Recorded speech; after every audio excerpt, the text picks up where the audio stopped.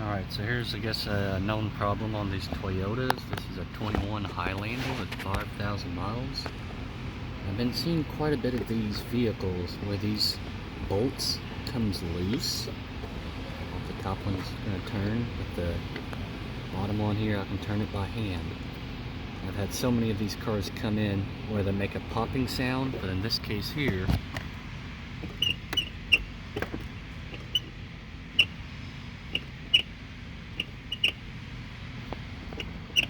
I don't know if you can hear that or not. Basically what it's doing is pushing back on this, rubbing on the metal part of it. So you gotta do is take a 10mm socket and just tighten these two up, and that should go away. Alright, I got those two bolts tightened up now, so now you can't even turn it by hand. Let's see.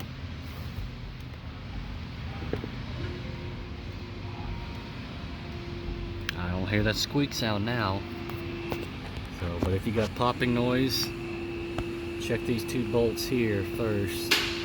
Make sure those are tight. Another thing too that I've seen is where this little pin goes in, that little hole that's on this plastic, it wears out, and that will cause it to move and make that popping sound.